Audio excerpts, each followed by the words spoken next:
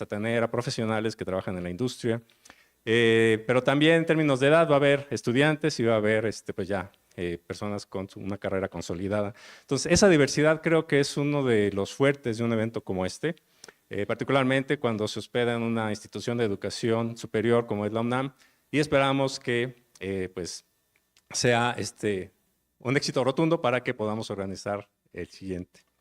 Bueno, sin más preámbulo, entonces me voy a permitir presentar al primer expositor de esta sesión del día de hoy. Se trata del doctor Héctor Vera, a quien le damos la bienvenida. Muchísimas gracias por estar aquí. El doctor Vera es investigador del Instituto de Investigaciones sobre la Universidad y la Educación de la UNAM.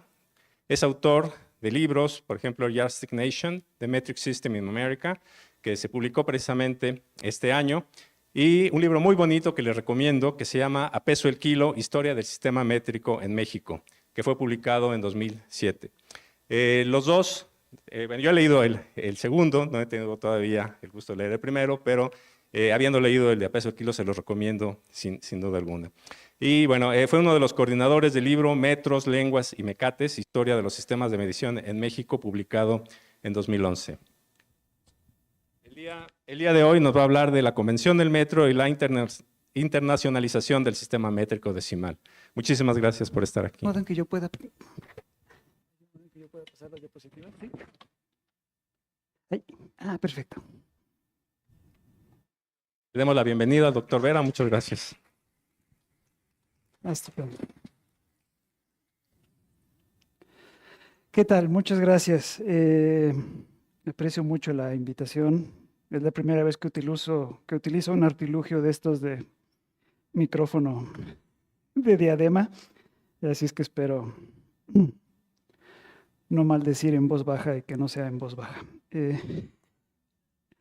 Muchas gracias. Me da mucho gusto estar aquí. Es muy emocionante estar en un evento de metrología. Yo estaba tan emocionado que saqué mi saco del closet,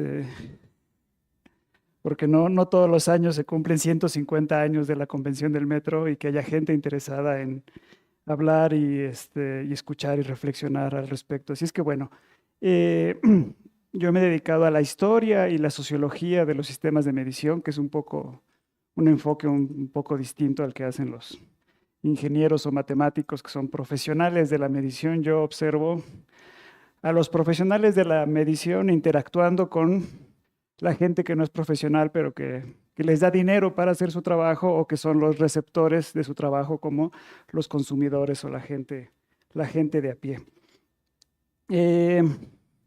Hay muchas maneras de entender históricamente qué significó y qué fue la Convención del Metro.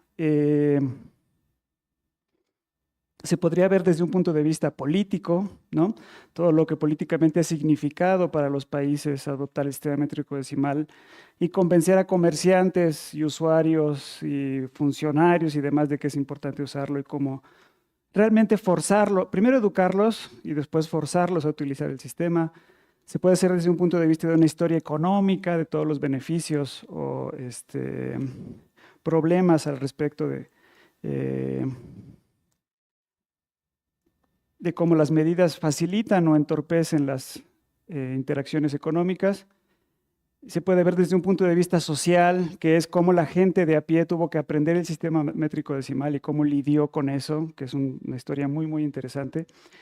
Pero yo quiero hablarles desde otro ángulo esta ocasión, que es el ángulo científico diplomático, porque en muchos sentidos la Convención del Metro fue un asunto diplomático. Entonces, sobre todo me voy a enfocar, aunque he estudiado las otras dimensiones, también me voy a enfocar en esta en particular.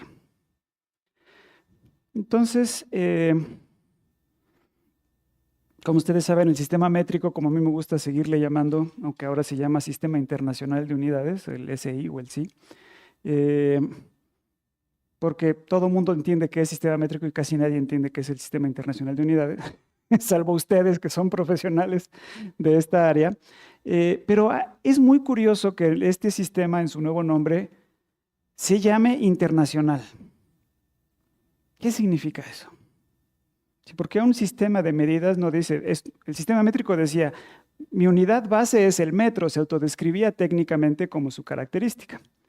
Este se decía el sistema internacional, lo cual es una característica muy interesante. Es un sistema de medidas que está hecho para abarcar al mundo.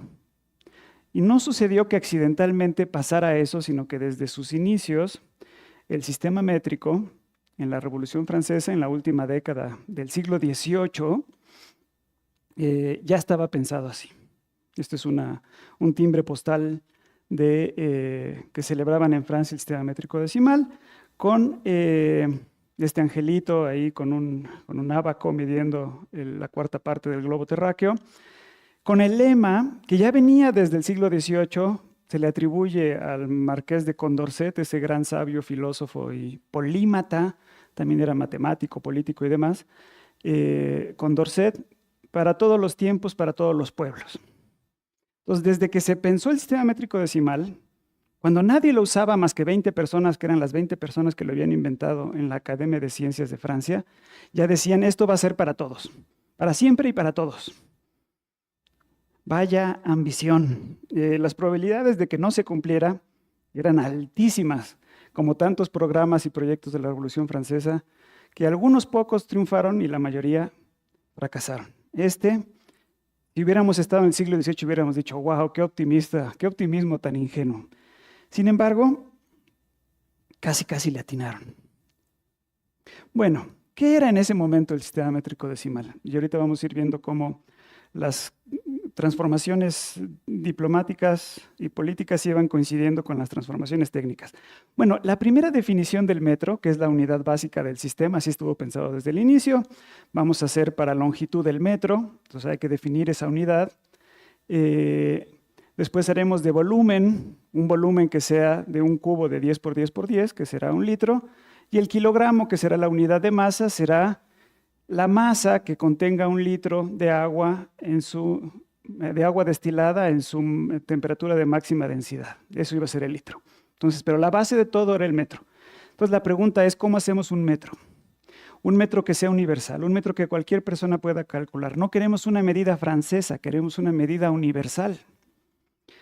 Una opción era hacer un péndulo, que recuerden que sea el péndulo del segundo, de acuerdo a la longitud de un péndulo, de una cuerda que tiene un péndulo, que vaya al cabo de un segundo, vaya de ida y vuelta, que esa longitud sea la medida universal. Pero sucedía que si estabas más al norte o más al sur del planeta, esa longitud variaba un poco. Entonces, esa solución técnica del péndulo de segundo que le llamaban, no era universal, porque si lo hacías en una región cercana al Ecuador iba a tener cierta longitud, y si una región cercana a los polos iba a tener otra. Entonces no podía ser universal. En esa época, ¿dónde estaba la universalidad? En la naturaleza. Necesitamos una medida fundada en la naturaleza. Razón y naturaleza son las palabras clave de la época. Entonces digamos, bueno, que sea una fracción del globo terráqueo. En ese entonces no se sabía que el globo terráqueo no era una esfera, sino que era una forma en realidad bastante irregular. Entonces, revivieron una vieja idea de medir la circunferencia del planeta y decir, hacemos una fracción de eso, el metro, y cualquier persona en cualquier punto del mundo puede replicar esa medida y de ahí sacar el metro. Esa fue la idea original. Entonces, digamos, el metro va a ser la 10.000.000ª parte del cuadrante meridiano, es decir, la longitud entre el Ecuador y el Polo Norte. Medirlo en ese entonces no era nada sencillo, pero dijeron, esa es la mejor solución para que sea una medida universal y basada en la naturaleza, que no tenga transformaciones. Entonces invitaron a dos de los más grandes matemáticos y astrónomos de la época, Delambre y Méchain, a que midieran o calcularan el cuadrante meridiano a través de las técnicas de triangulación, que ahorita voy a mencionar brevemente. Si les interesan estos temas, estos dos libros son muy buenos, el de Ken Adler, La medida de todas las cosas, y el de Denis Kedj, El metro del mundo. Ahí pueden ver esta fracción de esta historia. Bueno, Delambre y Méchain utilizaron el sistema de la triangulación para medir esa parte del meridiano que va del Ecuador al polo, que pasaba justo por París, y de ahí hacer una un cálculo a través del método de la triangulación. Y aquí me da mucho gusto estar en el IMAS porque los protagonistas de esta historia, de esta parte de la historia, son los matemáticos. Entonces, ustedes casi nunca son héroes de ninguna historia, pero aquí son héroes indiscutibles. Es decir, siéntanse como que por una vez fuimos los que aparecieron en el póster de la película. Bueno, entonces la triangulación, un método para determinar la posición de un punto utilizando la medición de ángulos desde dos puntos conocidos formando un triángulo. Leo esto para los que no son matemáticos que estén aquí. Ustedes saben esto mejor que yo. Si conoces la longitud de un lado del triángulo, línea base, y dos ángulos, se puede calcular la longitud de los otros dos lados. No tienes que hacer una medición, y obviamente era imposible hacer una medición física, había que hacer triangulaciones a través de observaciones, medir ese fragmento del meridiano que pasaba justo por París. Entonces uno de estos astrónomos matemáticos se fue al norte, a Dunkerque, el otro hacia el sur, a Barcelona. Fueron haciendo estas triangulaciones en una empresa que duró una década, en medio de una revolución. Su primer permiso para hacer esto lo firmó el rey. 2 años después el rey estaba decapitado y les decían, tú traes un permiso del rey, eres un espía de la corona. Nosotros somos revolucionarios, ¿no? Y estaban ahí en las montañas francesas con campesinos.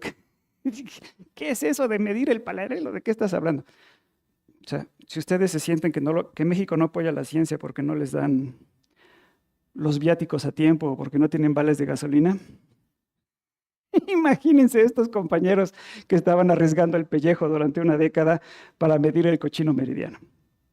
Bueno, para hacer estos cálculos, un matemático de los más famosos de la época, todo esto lo hicieron los matemáticos más grandes de esa época, y los científicos y astrónomos y físicos y químicos. Era como si hoy hiciéramos una comisión de medición y tuviera 6 premios Nobel y 4 ganadores de la medalla Fields. Era lo más avanzado de la época en términos de capital humano intelectual. Bueno, Jean-Charles de Borda inventó este instrumento para hacer esas triangulaciones de manera más rápida y más exacta, que se llamaba el círculo repetidor, que era ese instrumento bastante peculiar, muy efectivo, que tenía 2 puntos de observación, porque lo que tenías que hacer era encontrar los ángulos, ¿cierto?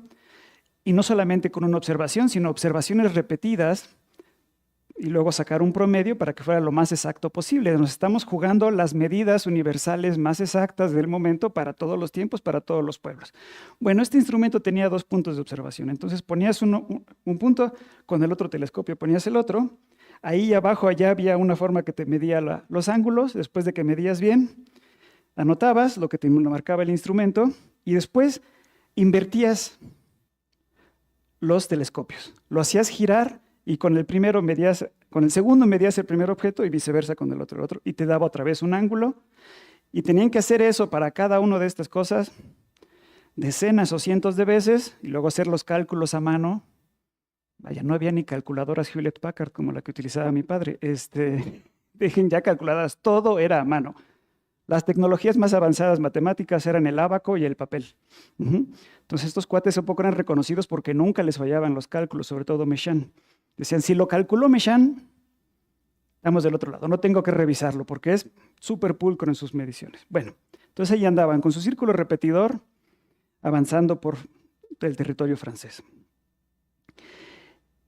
Y todo se hizo de esta manera, salvo la última medición de, digamos, la madre de todas las líneas base, porque esta sí tenía que ser la más exacta posible para que luego los cálculos fueran a partir de ahí lo mejor posible. Entonces, aquí sí se hizo, en la línea base de la triangulación que pasaba por París, se hizo a mano.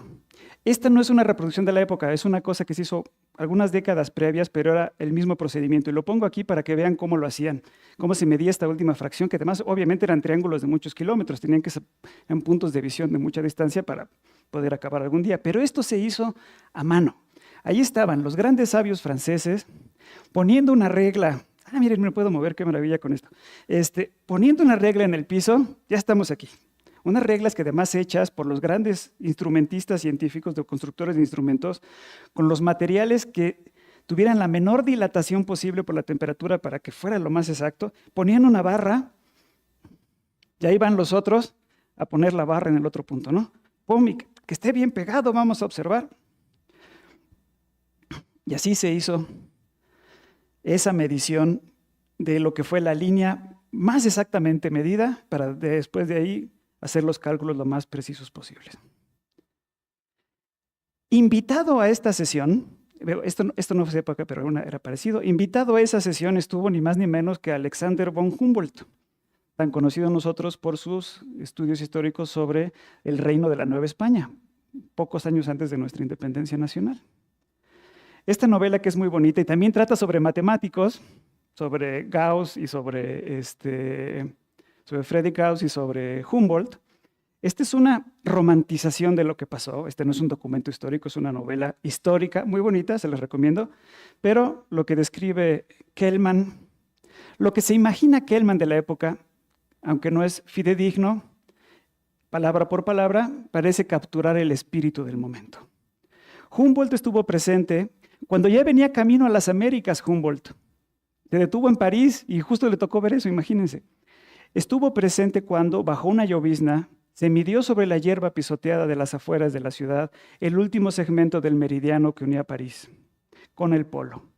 Una vez efectuado, todos se quitaron el sombrero y se estrecharon las manos. Una 10.000.000ª parte de la distancia, reproducida en una barra de metal, se convertiría en la unidad de cualquier medida de longitud futura. Dieron en llamarla metro. Cuando se medía algo, Humboldt siempre se sentía henchido de satisfacción. Esta vez estaba ebrio de entusiasmo. La excitación le impidió conciliar el sueño durante varias noches.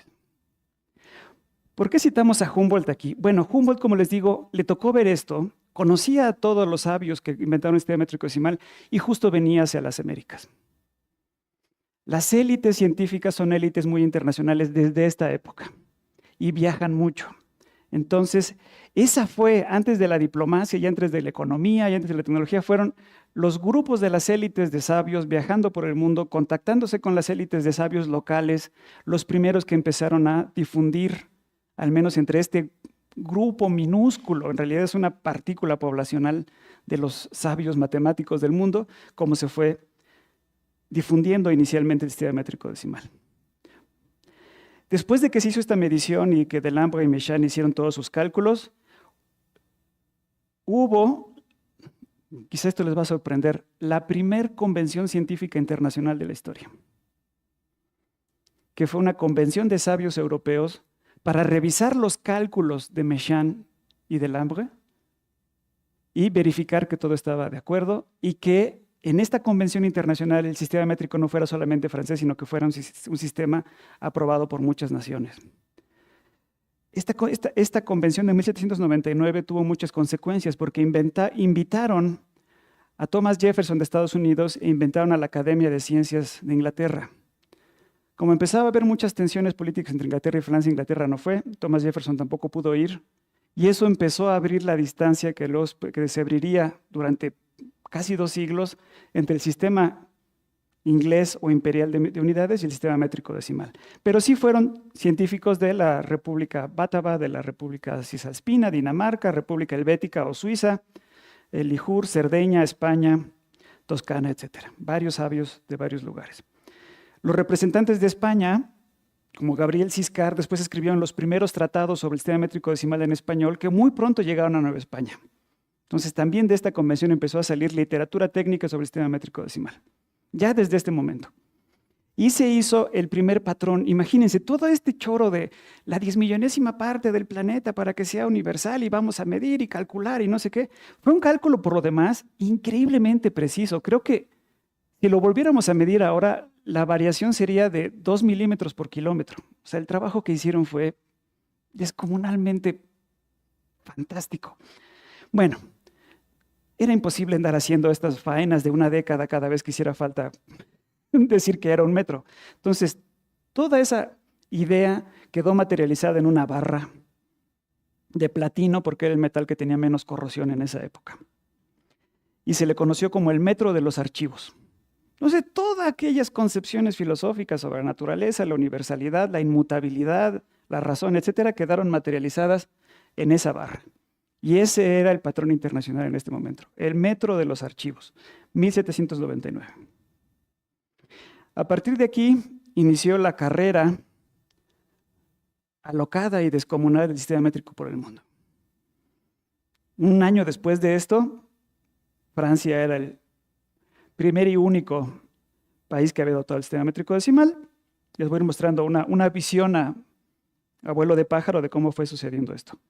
Después pasó algo muy chistoso, porque entre 1812 y 1816 ningún país tenía el sistema métrico decimal, ni siquiera Francia, porque era muy difícil para la gente aprenderlo. Entonces Napoleón dijo, esto es un relajo, vamos a inventar un sistema que le llamaron el mesure usuel, las medidas usuales, que era una mezcla del sistema métrico y las viejas medidas. Entonces, bueno, que regrese el pie en lugar del metro, pero que el pie mida exactamente la tercera parte del metro. Que regrese la libra, pero que la libra pese medio kilogramo. Entonces era medio métrico y medio antiguo, pero no era exactamente el sistema métrico decimal. Entonces, durante estos años ya se había inventado el sistema métrico, ya estaba la barra, ya estaba el cálculo, ya estaba... Ningún país del mundo utilizaba el sistema métrico decimal. Hasta 1816, donde el Reino de Holanda, que ahora incluye Holanda y Bélgica, adoptó el sistema métrico decimal. Francia en 1840 regresó al sistema métrico decimal. Y en 1850 tenemos este panorama. Francia, España y las colonias francesas en África y Holanda. Eso es todo. Después de medio siglo de todo esto que les acabo de contar, esto era una realidad, en realidad bastante provinciana. Tuvo que pasar medio siglo más y fue justo entre aquí y aquí, justo a la mitad, en 1875 de este medio siglo, que sucedió la Convención del Metro en 1875, ahorita voy a regresar a eso, cuando viene el primer salto. Toda Europa occidental y por primera vez países que nunca estuvieron bajo el asedio militar de Napoleón, adoptaron voluntariamente el sistema métrico decimal, es decir, los países latinoamericanos. Esto hizo internacional el sistema métrico decimal, fue Latinoamérica. Lo demás eran colonias europeas o países que en algún punto fueron conquistados por Napoleón. 1950, aquí tenemos, ¿recuerdan esto de que no fue Francia ni Estados Unidos a la Convención de 1799? Bueno, a mediados del siglo XX, todos los países que no eran métricos eran colonias o excolonias británicas. Aquí el mundo nada más tenía dos sistemas de medición oficiales, el sistema británico y el sistema métrico.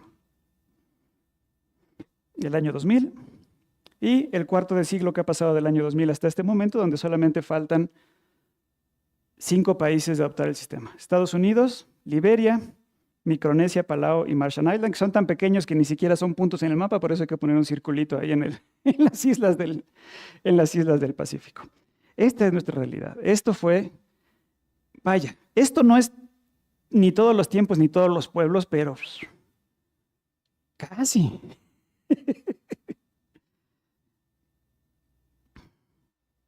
Déjenme regresar al momento de la invención y a cómo las élites científicas iniciaron todo esto. El científico encargado de calcular el kilogramo fue el padre de la química moderna, Antoine Lavoisier, que fue guillotinado en 1994 por la mismísima Revolución Francesa. Él era el mayor experto en medición de masa. Y él se encargó de hacer los cálculos de cuánta masa había en un litro de agua en su máxima densidad. Seguía en esto pocas semanas antes de ser guillotinado. Cuando lo guillotinaron, otro matemático, Joseph Louis Lagrange, estoy enfatizando aquí lo de los matemáticos para darles gusto, pero él dijo una frase hermosa: tardaron solo un instante en cortar la cabeza de Lavoisier, pero es poco probable que 100 años basten para reproducir una similar. Esta fue la época, obviamente, del terror en la Revolución Francesa, que se le conocía con Robespierre y demás, la guillotina, etc.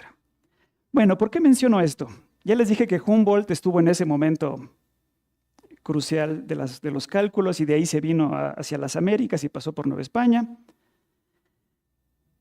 Aprendiz de Lavoisier en Francia en los años 1790 estaba no otro que Andrés Manuel del Río, que lo mandaron a hacer estudios de minas en Bavaria, donde estaba Humboldt, para que luego viniera de España a el Colegio de Minas de Nueva España, que hoy se le conoce como el Palacio de Minería, que está a cargo de esta universidad. Y él era aprendiz de Lavoisier y le tocó ver cómo lo guillotinaban. salvó el pellejo disfrazándose de aguador y saliendo a pie de París hacia España. Llegó a España, lo pusieron en un barco y se vino a la Nueva España. Entonces ahí tenemos una segunda conexión biográfica directísima entre los cálculos y el proceso de invención del sistema métrico decimal y nuestro país, México. Cuando vayan a la que se conoce como Escuela Nacional, se conocía como Escuela Nacional de Ingenieros, antiguo Colegio de Minas, hoy Palacio de Minería, vean los tres nombres de las puertas: Velázquez de León, Elúyar y de este lado a la derecha, Del Río. Y el aprendiz de Lavoisier y también uno de los primeros expertos que vino con conocimiento del sistema métrico decimal hacia la Nueva España. Entonces ahí estamos, de inmediato, en cuanto esto estaba sucediendo antes de que iniciara el siglo XIX, los expertos ya estaban viajando, llevando literatura, llevando conocimiento, llevando instrumentos, los primeros instrumentos parciales del sistema métrico decimal. Las élites científicas son hiperconectadas, hiperveloces, pero para que sucediera lo que sucedió, que el 95% de la población mundial utilice el sistema métrico, hacía falta también un poco de diplomacia, o un mucho de diplomacia, que es de lo que me quiero enfatizar, no solamente en los científicos. Y aquí es donde viene la Convención del Metro de 1875. Como pueden ver, ya había mucha actividad en este momento. Este fue un momento de formalización del sistema, de perfeccionamiento técnico del sistema, de crear nuevas instituciones para regular el sistema, como el Buró Internacional de Pesas y Medidas, que es el órgano metrológico más importante del mundo. Pero como pueden ver, esto es solamente un episodio entre muchas cosas que ya estaban sucediendo. La preparación para esto técnicamente fue muy importante, porque ya no solamente iban a ser barras e instrumentos de platino, sino que ahora iban a ser de platino iridio, que garantizaba aún menor corrosión y menor dilatación. Entonces, estas no son fotografías, son grabados, pero esto es como pues, lo más avanzado gráficamente que se podía hacer en la época.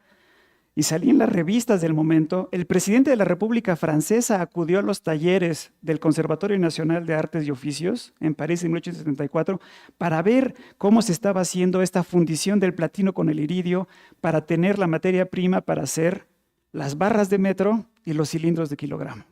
Estamos frente a la máxima frontera técnica del momento, aunque ahorita ya nos parezca súper primitivo.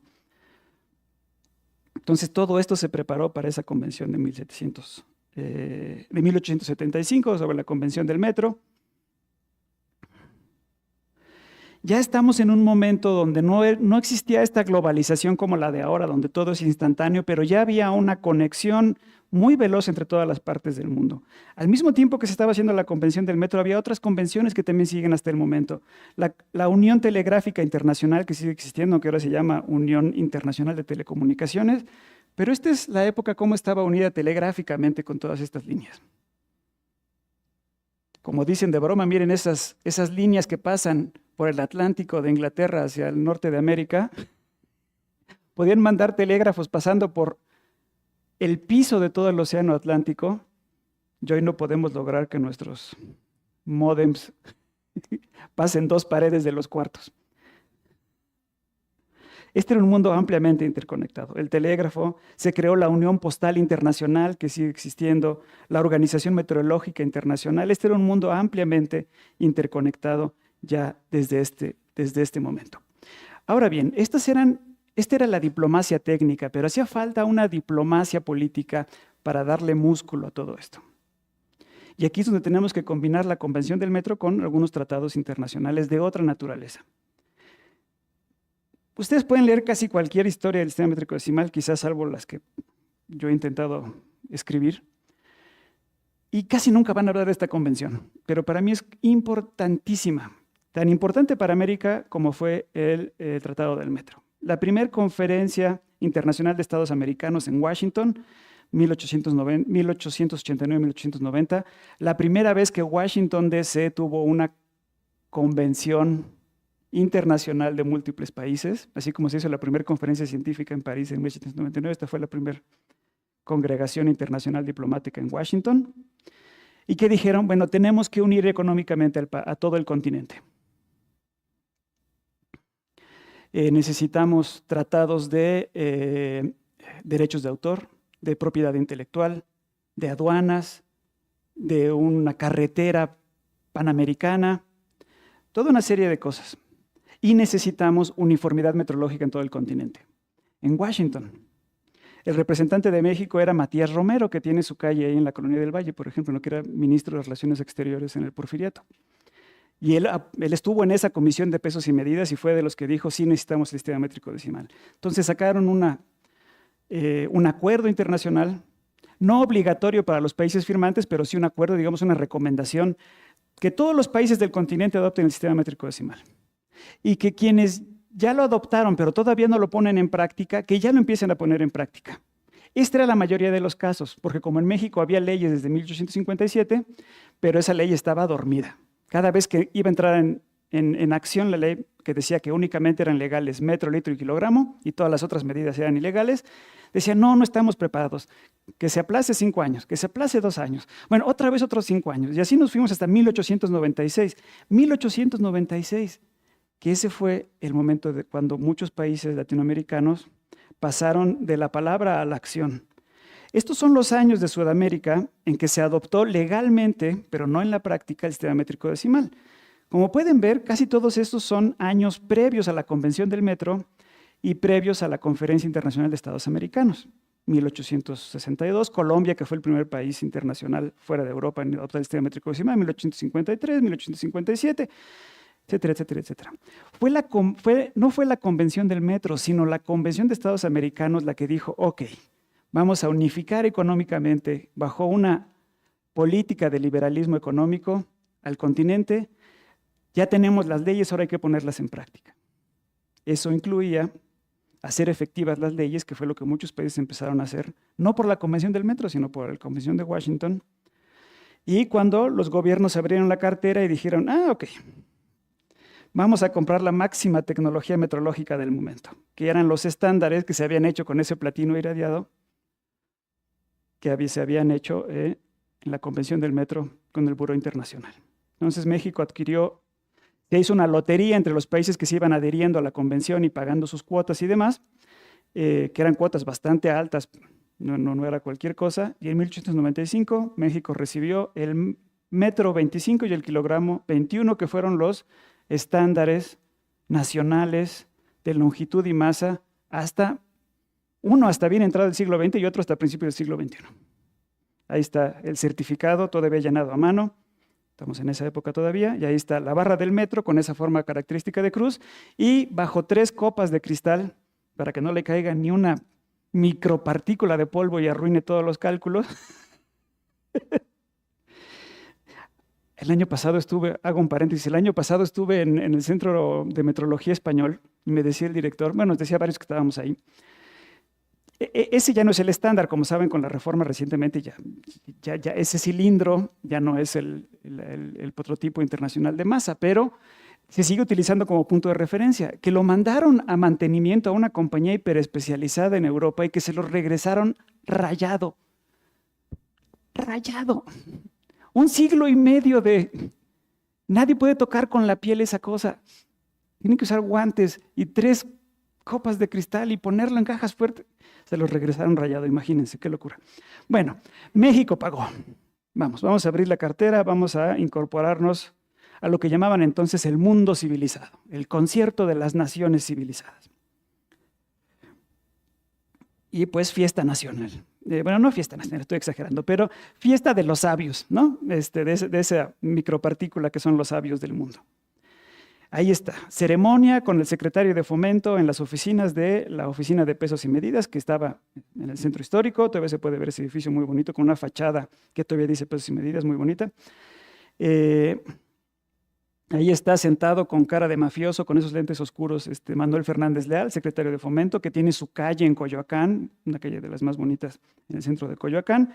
Ahí están los instrumentos metrológicos de punta del momento que estaban siendo recibidos en esta gran ceremonia muy formal, etc.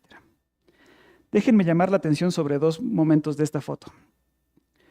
La persona que está en la cabecera, que no se nota pero está en la cabecera, y esa caja que está de aquel lado, que está con una flecha amarilla, que ahorita les voy a platicar qué es. Bueno, la persona en el círculo es la que yo considero la persona más importante en la historia de México para implementar el sistema métrico decimal, aunque nadie lo recuerda y no tiene ninguna calle.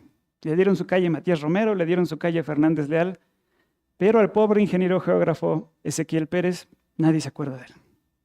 Pero este fue el que se encargó de la chamba de vamos a organizar todo el proceso de calibraciones, verificaciones, equipos de inspectores, hacer los manuales para que los inspectores revisaran los patrones en el comercio, etc. Un funcionario público obsesivo, uno puede ver sus manuales, sus cartas, su correspondencia, está todo eso en el Archivo General de la Nación, disciplinadísimo. Y fue parte de esa disciplina lo que hizo que poco a poco, en la década de 1890, el sistema métrico empezara a ir avanzando. Una persona muy importante ahora que estamos en festejos y en conmemoraciones, creo que vale la pena recordar a Ezequiel Pérez. Y luego está esa caja que les decía, ¿no? Bueno, esa era la caja fuerte donde pusieron estos patrones de medición. La compraron para que no se los robaran porque eran muy costosos. Para lo que realmente sirvió es que cuando estos patrones y esa caja fuerte estaban en la Secretaría de Comercio, y la Secretaría de Comercio le pasó eso durante el sismo de 1875, nuestros patrones nacionales de medida sobrevivieron. Y fue una persona muy querida para mí que falleció hace poco, un ingeniero del CENAM, el encargado del laboratorio de masa, si no me recuerdo, el ingeniero Félix Peset, quien se metió ahí a... Hubo un sismo, vamos a rescatar el metro y el kilogramo. Y lo encontró, la caja sí quedó bastante dañada, pero los patrones de medida sobrevivieron. Gracias a esta caja fuerte que se compró, si no me recuerdo, en Palacio de Hierro. No, se los juro, están todos los recibos de todo lo que se compraba. Todo, el archivo de la Oficina de Pesos y Medidas está muy bien cuidado en el Archivo General de la Nación. Uno puede ir viendo en qué se gastaban, cuánto le pagaban a los inspectores y demás. Bueno, ahí está. La caja, desde el Porfiriato hasta el sismo del 85, sirvió para eso. El ingeniero Félix Peset, que yo lo aprecio mucho, siempre estaba muy orgulloso de decir la cadena de trazabilidad, y el kilogramo 21 que tenemos en el CENAM, todavía no se hacía la reforma cuando platicaba de esto. Entonces, esta es la conexión entre el patrón internacional y el patrón nacional, y luego estamos nosotros en el CENAM con nuestros patrones de trabajo y nosotros nos conectamos con los laboratorios secundarios de la industria de los distintos órdenes de primer orden, segundo orden, tercer orden, hasta que llegamos al comercio, a las tortillerías, a la gente común y corriente, pero todo está en trazabilidad, conectado un nivel con el otro, desde el CENAM con nuestro kilogramo 21 hasta Sebré con el Buró Internacional de Pesas y Medidas. Una historia muy bonita. Pero bueno, regresemos a la diplomacia y ya con eso voy a ir terminando. Varios tratados internacionales fueron los que fueron logrando de que se fuera abriendo poco a poco que fuera avanzando el sistema métrico decimal. Hubo un acuerdo internacional entre los países de Centroamérica, Guatemala, Honduras, El Salvador, Nicaragua y Costa Rica. Firmaron un tratado en 1910 en unísono con países centroamericanos. Vamos a adoptar el sistema métrico decimal o hacerlo efectivo.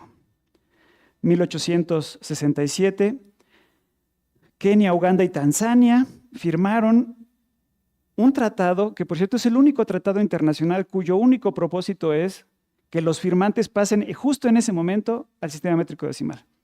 Los demás eran tratados de comercio, integración, cooperación, pero su único propósito era adoptar el sistema métrico decimal en 3 países al mismo tiempo.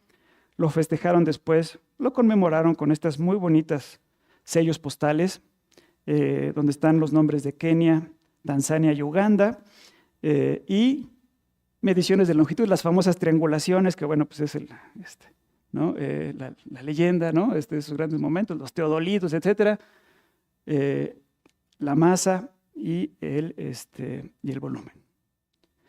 1969, los países del Caribe hicieron a través de otro más de estos tratados, a través de la CARICOM, de la Comunidad del Caribe, pasar al sistema métrico decimal, como que el sistema métrico decimal fue avanzando como muchas veces, a veces país por país, pero a veces con estos saltos de muchos países a través de estos acuerdos diplomáticos. Por eso la diplomacia es una parte importante de todo esto. Y recuerdan que faltan 5 países del sistema métrico decimal, ¿cierto? Y uno de ellos es Liberia. Bueno, estamos a punto de que uno de estos tratados sea el que le dé el empujoncito a Liberia para terminar de adoptar el sistema métrico decimal. Ya anunciaron su interés en el 2018 de adoptar en el futuro próximo el sistema métrico decimal como sistema exclusivo de medidas para aprovecharse de los beneficios económicos de la Comunidad Económica de Estados de África Occidental. No sé si conozcan la historia de Liberia, pero viene de 30 años de guerras civiles intestinas. No hay tiempo para pensar en que si libras o que si kilogramos, pero ahora que ha tenido casi 2 décadas de cierta estabilidad, ya empieza a verse, a vislumbrarse que será muy probablemente el siguiente país que pase a la esfera métrica y que ya nada más falten otros 4 países. Y esto no se los tengo que decir a ustedes o a la mayoría de ustedes, pero bueno, todas estas barras, todos estos instrumentos de platino iridio ya no son la base, ahora está todo basado en tanto como se puede en constantes universales. Y ahora, si uno va a un laboratorio de metrología, que si no lo han hecho algunos de ustedes, vayan, es realmente fascinante, pues ahora estas cosas extrañas, esas luces, pues eso es el metro, ¿no? El metro ya fue, ahora ya no está encarnado, materializado en ninguna barra, ya no hay que ponerlo en cajas fuertes, sino que ahora es la distancia recorrida por la luz, está basada en la constante universal de la velocidad de la luz, durante un intervalo de tiempo, y me voy a atrever a leerlo, de 299 millones, no soy matemático, discúlpenme, 299.792.458ava parte del segundo, y eso es la del metro. Obviamente para hacerlo ya es un nivel de precisión que esos 2 milímetros por kilómetro que eran increíbles en 1799, ahora sería como, se van a caer los aviones, no va a haber GPS, ¿no?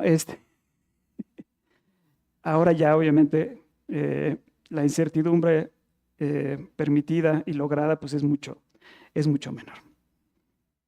Entonces, bueno, esta es una historia en proceso, ¿cierto?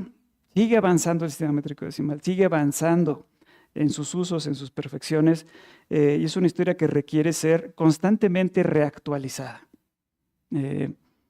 Hace menos de una hora estaba yo en un Zoom con la gente del Centro Colombiano de Metrología, porque también andan haciendo sus festejos,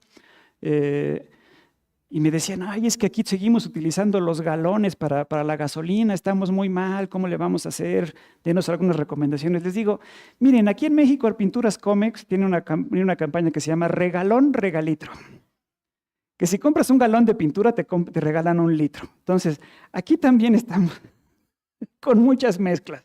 No se preocupen, esto es muy lento. Introducir el sistema métrico decimal es como construir catedrales medievales. Son muchas generaciones las que tienen que hacerlo. La generación que iniciaba a construir una catedral medieval no la iba a ver terminada.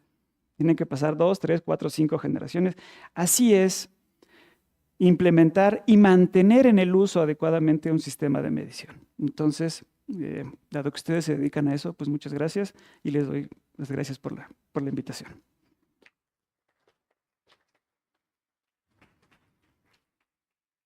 Sí. Muchísimas gracias, Héctor, por esta ponencia tan bonita y tan ilustrativa. Tenemos bastante tiempo para preguntas, para comentarios, así que anímense. Dolores. Que aquí tenemos a una protagonista de parte de la historia del metro, Maribel López. Fue responsable incluso de llevar el kilogramo patrón a París para una intercomparación. Entonces, pues bueno, parte de lo que el doctor ya nos ha explicado, aquí tenemos una protagonista de la historia. Qué churro. ¿No lo rayaste? Yo no fui.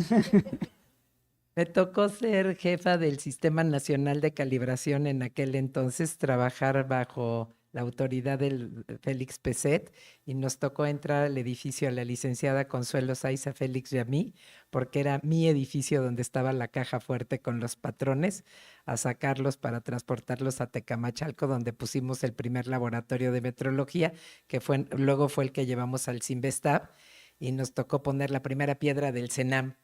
Entonces, porque decíamos, pues no puede estar aquí en el Cinvestav, aunque Rigoberto García Canto hacía una chamba increíble para cuidar los patrones y reproducirlos, pues no era lo que se buscaba. Entonces, ahorita que contabas toda la historia, te voy a mandar el artículo que tengo de la historia del kilo, cómo nos tocó llevarlo a Francia, fue la primera. Y me mandaron a mí porque hablaba francés, no por otra cosa. Y nos tocó llevarlo en el avión aquí, en mis rodillas, porque me decían, cuidado y no lo vayas a perder, y entregarlo. Y decían estos mexicanos, pero no lo rayé porque ni siquiera lo abrí. Cuando llegué les dije, ábranlo a ver si viene, no vaya a ser que les esté entregando una caja vacía. Fue una historia realmente increíble todo lo que platicas, pero como México dentro de todo, pues tenemos un laboratorio excepcional de metrología y hoy estamos reproduciendo, ya no de manera de leyes, de unidades físicas, sino con leyes. Entonces, a pesar de todo, sobrevivió nuestro sistema métrico, a pesar de los pesares y del desconocimiento, gracias a muchísima gente. Y sí, nuestro reconocimiento a Félix Peset fue la gente que me enseñó y que me hizo ser amante de esta ciencia. Qué fantástica Desde historia, luego muchas muchos gracias. matemáticos involucrados y físicos tampoco les digamos que no. Aunque en Gracias. México ha sido una historia de ingenieros, sobre todo, ¿no? Sobre todo, En el sí. siglo XIX, ingenieros geógrafos, y Félix Peset era ingeniero también. Sandoval Vallarta, ¿qué era, por cierto? Discúlpenla. Él fue el primer miembro frente al Buró Internacional antes de Héctor Nava. Hemos tenido dos miembros. Uno fue Sandoval Vallarta y otro fue Héctor Nava. Pues como pueden ver, tenemos un cartel de lujo. La verdad es que nos sentimos muy honrados de tenernos aquí, tanto a Héctor como a la maestra Maribel. Y bueno, no, todos por eso están aquí. Y bueno, No, pero maestro Saúl te voy a también, que está entrevistar. por Ajá. llegar. ¿Sí? ¿Algún comentario? ¿Pueden pasar el micrófono, por favor? No, de verdad estamos muy contentos de tenerlos aquí. ¿Qué tal? Bueno, siempre soy fan del doctor Héctor Vera porque hace una labor importantísima de divulgación de estos temas que podrían ser áridos, no lo son, son fascinantes. Tendría dos preguntas. Bueno, un poquito si nos puedes contar de las formas de implementación, porque claro que a nivel político se toman decisiones, pero creo que tienes mucho trabajo hecho en la complejidad de implementar. Y aprovechando a la maestra Maribel, me gustaría preguntar yo como persona ingenua, si el patrón no se puede tocar, ¿cómo se hacen sus réplicas? O sea, me parece bastante poético que como un tema de aura de estas, o sea, es hipercientífico, sin embargo se crea una especie de halo místico en torno a estos patrones que no se pueden tocar por precisión, pero sí me entra la duda de cómo se hace técnicamente una réplica de estos patrones, cómo se ejerce eso, y tal vez pensar en cómo esta ciencia del siglo XVIII hoy queda ya como un tema bastante místico, me parece observarlo aquí por cómo lo vemos, a pesar de sus implementaciones muy puntuales y muy científicas. Muchas gracias. No, muchas gracias. Bueno, yo una vez recibí un correo de Carolina, oye, leí tu libro, qué padre. Ella está haciendo una historia fantástica, hablando de mediciones, sobre dónde está el kilómetro cero. Recuerden, nuestras carreteras tienen ahí de que estás en el kilómetro 125 de la México-Querétaro.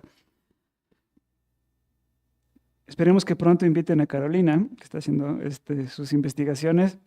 Pues Es una historia muchísimo menos exacta que la del sistema métrico decimal. Ya algún día ya les contaré, es una historia absolutamente fascinante de dónde diablos está el kilómetro cero. Sí, lo de la implementación es porque una vez que pasa todo eso, ahora viene de, pues, usen el sistema métrico decimal y entonces ahí vienen todos los problemas. Creo que ahí la función del Estado es crucial, no solamente la del comercio, pero sobre todo la del Estado. Uno, proviendo a la población con los medios intelectuales para que entiendan y utilicen el sistema métrico decimal, los nombres, las magnitudes, lo decimal, el punto decimal, del libro este que mencionaban en la introducción, Yardstick Nation, que va a salir a venta este mismo mes. En la conclusión de ese libro escribo que en Estados Unidos hay algo así como 40,000 visitas al año a emergencias en los hospitales por confusiones en las dosis que les dan los padres a los niños en la medicina. ¿Por qué les dan demasiada medicina a muchos padres a los niños en Estados Unidos? Uno, porque confunden teaspoon con tablespoon, la cuchara de té con la cuchara sopera, les dan una por la otra, y porque toda la medicina en Estados Unidos utiliza el sistema métrico decimal, la gente de a pie no usa el sistema métrico decimal, pero los doctores escriben recetas en sistema métrico decimal y la gente tiene que usarlos, y como no están suficientemente entrenados, confunden la posición del punto decimal y entonces les dan a veces a sus hijos en una magnitud de 10:1 demasiada medicina. Entonces es muy importante proveer a la población con los medios intelectuales para utilizar los sistemas. No es fácil utilizar el punto decimal para nada. Ustedes están en problemas matemáticos que vaya. Pero vaya, ustedes se pelean a muerte de si es coma o si es punto. Imagínense nosotros los pobres mortales que nada más vimos trigonometría hasta la preparatoria. Entonces, bueno, que la gente tenga medios intelectuales para aprender es fundamental, que sepan utilizarlo. Y otra es, ya una vez que medio aprendieron, forzarlos a usarlo. Entonces, los inspectores de pesos y medidas, aquí no el CENAM, pero la Profeco, es muy importante. Y la otra pregunta, usted sabe mucho más que yo. Yo lo único que sé es que sí lo tocan, pero con guantes, literalmente con guantes. Pero por favor.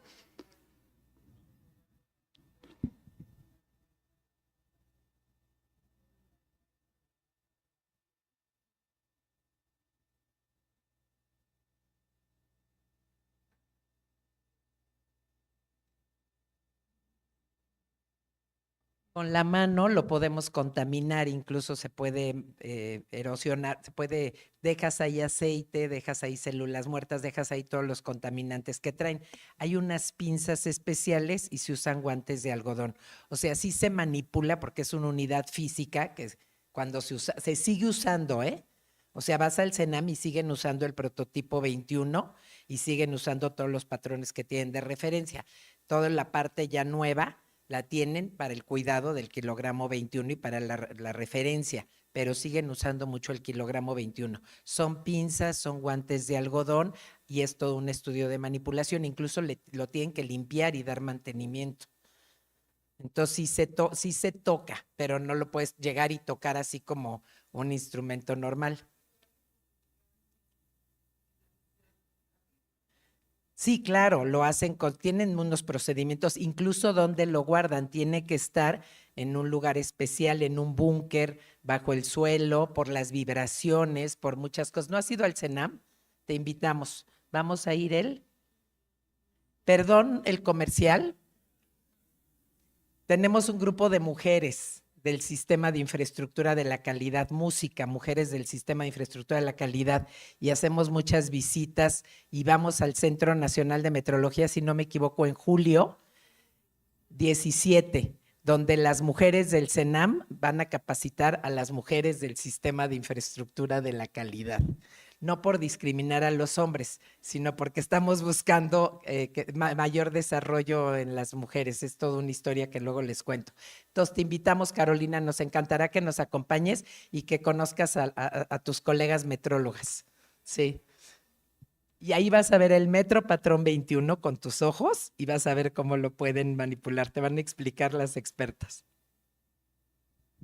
Muchas gracias. Pues como ya vieron, hay muchas historias que se pueden contar. Hay muchas anécdotas, ¿no? Yo recuerdo, no recuerdo los detalles, pero hubo una situación durante el terremoto de 85, creo que con el kilogramo patrón, ¿no? Que en el edificio que se derrumbó y tuvieron que entrar a rescatarlo. Hay muchas historias fascinantes, tanto en México como fuera. La Secretaría de Economía estaba en la Doctores, fue el edificio, afortunadamente el terremoto fue en la mañana, nosotros trabajábamos en ese edificio, yo estaba ahí como directora del Sistema Nacional de Calibración y el edificio no se cayó, pero sí se colapsaron los pisos de arriba, incluso sí hubo personas muertas, los boleros que habían llegado a dar grasa, los de intendencia. Y cuando nos dimos cuenta, el Sistema Nacional estaba en la planta baja, de primera puerta, no del lado de Avenida Cuauhtémoc, sino del lado de Doctor por acá, entrabas y estaba la caja fuerte al fondo. Y entonces nos dijo la directora Consuelo Sáiz, por insistencia de Félix Peset, oigan, no vayan a derrumbar el edificio, no vaya a pasar algo. Estábamos incluso viendo si la caja aguantaba, porque la caja era especial, traída de Francia, para guardar los patrones. Estábamos viendo si la caja aguantaba, si se caía el edificio, y dijimos, oigan, pues son 7 pisos, no manchen, no vayan a aplastar nuestros patrones. Y Félix dijo, vamos a entrar a sacarlos. Pero no se podía porque Protección Civil tenía acordonada toda la zona. Y perdón que lo diga, pero yo sí hago un reconocimiento a la directora general, Consuelo Sáiz Puello, que dijo, ¿se atreven a entrar a las 6 de la mañana? Sí, perdón que lo diga. Le damos una lanita a los policías y que nos dejen colarnos. Y le dimos la lana a los policías, Félix Peset dio 2 gentes del sistema y Consuelo Sáiz entró con nosotros, porque me dijo, no los voy a dejar solos, no les vaya a pasar algo allá adentro, soy responsable. Y Félix tomó los patrones, había litro, había kilo, había el kilogramo, estaban todos los patrones, no, sacamos todo lo de la caja fuerte, todo, vaciamos la caja fuerte. Y en una camioneta nos los llevamos a resguardar. Oye, yo quiero felicitarte. Primero que nada me recordaste mis épocas de joven, pero tienes unas imágenes y una presentación tesoros. Y tu ponencia es súper amigable, te enamora de la metrología. Gracias. Todo el mundo dice que es un tema árido, que es un tema poco sexy, como mediciones, ¿qué es eso? Pues tú lo haces padrísimo. Yo sí te quiero invitar y adoptar para que nos motives a todos. Estamos yendo mucho al sector educativo, a motivar a más gente que se dedique a estas actividades, que no se pierda todo esto. La verdad, felicidades, Eduardo Tonatzin, por estas ponencias, Jesús, por estas ponencias maravillosas y muchas, muchas felicidades. Gracias. Padrísima tu ponencia. Solamente para el récord histórico. Entonces abrieron la caja fuerte y Félix Peset sacó los prototipos.